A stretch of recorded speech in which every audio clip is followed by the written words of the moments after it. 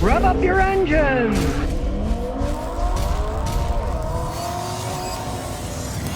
Now people are always asking me, do Acuras last as long as Hondas? Well, here's an 03 Acura TL, the original owner. He's got 320,000 miles. It still runs pretty good.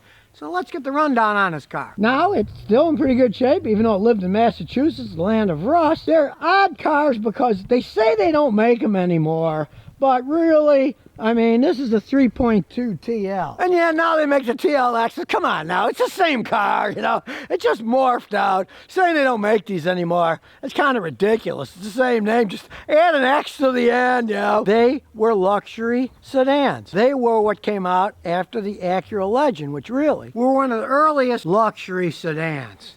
When they came out with that Acura Legend, one of my customers in Houston got one of the first ones ever in the United States, and they loved that car because it had power. It didn't leak oil. It got decent gas mileage for its size, and it was fun to drive. And as usual, you know, they changed the name, but really, the setup of this isn't that different than an Acura Legend. Just as the new TLX and all that stuff is a souped up version with more horsepower. As you can see, powered with a V6 engine. This is the ultra low emissions vehicle that's set up to get the best gas mileage on it. And it's got the usual downfall of Honda and Acura V6 engine.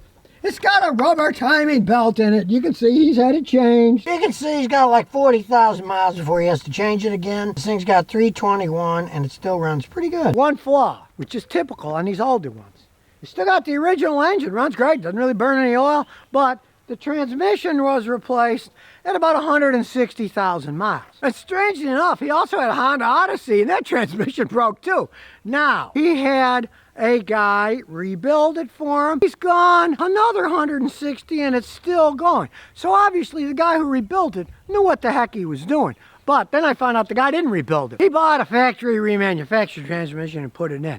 And a lot of times, that is the best choice if you're living with a car in the long run. I had a friend back in Houston. He's long gone, but he was a real transmission expert. And when these things started coming out, he said to me, Scotty, he says, these cars, I don't rebuild them anymore. He says, they're too complex. I buy a factory reman, which I can usually get a 2-year warranty from the company, and I install them in the customer's cars because it costs too much money to rebuild them one at a time to get all the parts, where a factory, hey, maybe they got 3 or 4 old transmissions and they can rebuild them using parts from all of them. He's only got one. So if something goes wrong, main shaft or something, he's got to buy one, and it costs a fortune from the Acura dealer. So if you do have one and a transmission goes out and you want to keep it in the long run, get a factory transmission like he did. He's got 160 out, but it's still working good. But that's the flaw with these cars. If you're looking at a used one, pay a guy like me, hook up his computer, check out the transmission.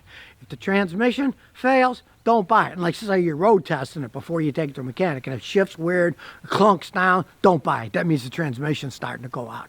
And it is big money. It cost him like $4,500 to have it done. But then again, $4,500, he's gone 160,000 miles, so he's getting his money's worth out of it. It wore out more or less because of a design flaw. So, what they did was, they took the dipstick out and they added this to spray fluid on second gear so it doesn't wear out. Now the owner commented to me, what a hack. I said, hey, it's a good hack, it works. I love hacking stuff myself. If you can make something work better, why not? And obviously the guy knew what he was doing because 160,000 miles later, the thing is still working good. You check the transmission if you look at one of these. Now, even though it's an older car, and it spent its whole life in Massachusetts, really, structurally it's pretty sound. The only problem that he had was this panel got rusted, and it led to a rather funny story. He took it to a guy, and the body shop says, we don't do rust, we just do damage. But we know a guy in New Hampshire. So he took it to a guy in New Hampshire, charged him like $500 to cut it, weld it, paint it. You can see, he did a lousy job. It's all rusted, right? So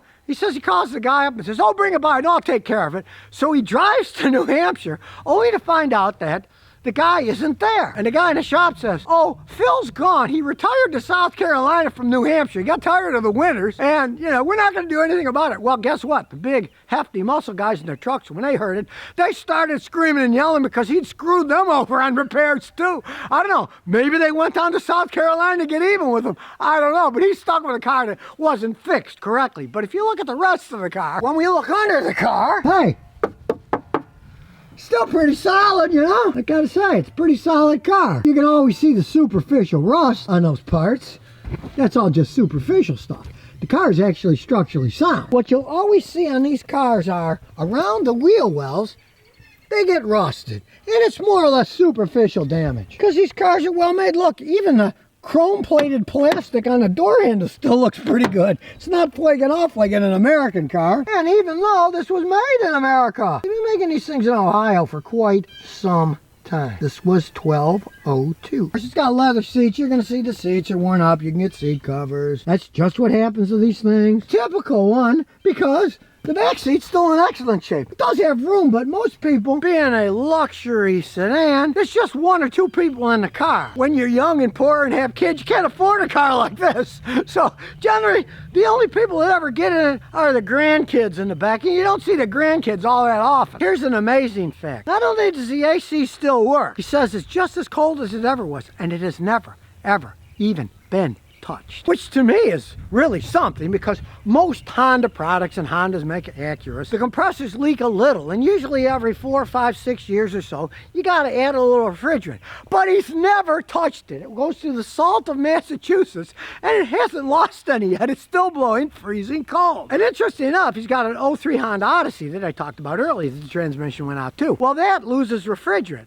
And for the past 10 years, he has had to add a can of refrigerant once a year. And finding a leak, hey, it might cost a fortune. He just adds a can. So whatever that leak is, it certainly isn't that big of a deal. And he's been filling it for 10 years and it still works. But this, amazingly enough, has never been touched. But it's like when you drive it, but strut tower. These are all original parts. And he just informed me it's got 320,000 miles on it. It's still got the original strut. So let's take it for a ride and see how it goes. On the big bump, and so far, not too bad. Here comes the real test. We're going over the bumpy Rhode Island road here. Okay? Well, you can hear an occasional clunk, but hey, this thing runs about 4 times smoother than that brand new Model X Tesla that I had the other day. And that was over 100 grand for that car. Now we do have dinosaur age technology, CD changer. Hey, and even worse, a tape deck. Why? Well, it's got a tape deck because a lot of business people would buy these things, being a luxury sedan, and they would have those business self-help tapes, and they'd listen to them. And here we go. We'll step on it and see.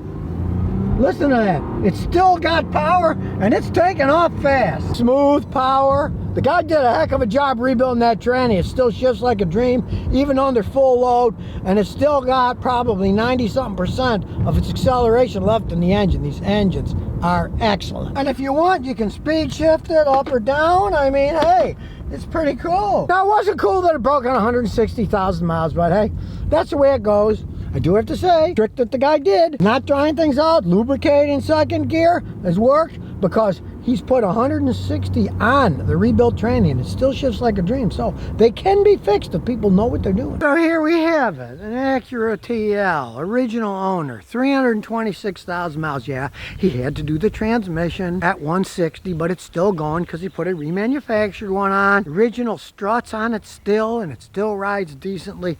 These are solid made cars.